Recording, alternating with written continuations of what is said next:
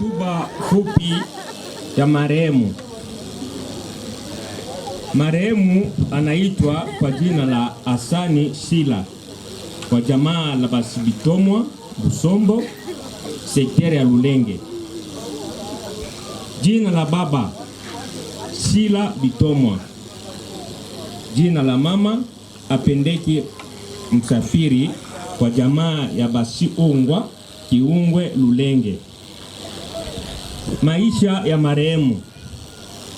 Marehemu alizaliwa Pakisimbi, Mboko, tarehe 15 mwezi wa pili mwaka wa 1994. Alioa mke wa kwanza kwa jina ya Chantale Mwenge, kwa jamaa la Basimimbi. Walibahatika kuzaa mtoto mmoja wa kike. Mke wake wa pili anaitwa Nyota, wa jamaa la Basi Ndoku. Alizaa watoto 5, wanaume 4, wa kike 1. Mke wake wa tatu anaitwa Mwanga, ni jirani yetu wa Burundi. Alizaa watoto 3 wa kike, 2 wapo hai, 1 alitangulia. Jumla ya watoto wa marehemu ni 8, wapo hai, 1 alitangulia. Masomo. Marehemu alifanya shule la msingi Epe Mtama pale Kayumba, akapata certificate. Alisoma sekondari ku College de la Charité, akapata diplome d'etat mwaka 2013, section pédagogique. Kazi. Marehemu alifanya kazi zifuatayo: mwalimu Epe Kima, monta, kamisa wa mpira kambini,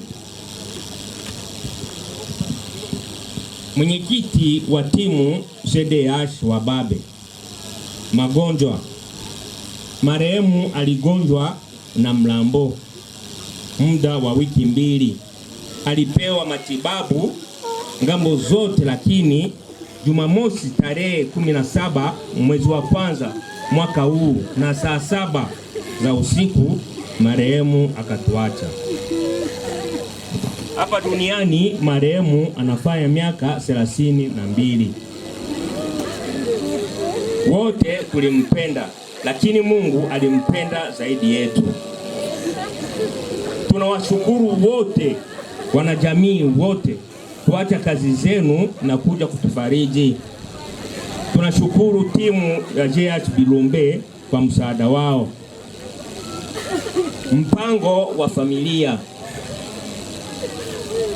Familia ilipangilia hivi: baada ya kusikia kijiji, hotuba ya kijiji, tunaenda wote Malolani kuacha marehemu. Isitoshe, tutakaporudi huko tunabeba kilio watoto wetu na mke wetu, tunaenda kumuilia wapi? Kwa baba yake pale V1 6/17. Tutafanya pale muda wa siku 4, tunaomboleza kisha tunasambaa. Tutajulisha watu wakati tutakao mwanga maji. Zaidi ya hapo, tunaomba yeyote rafiki, ndugu, mshirika wa kundi atukute pale V1 6/17. Karibuni nyote.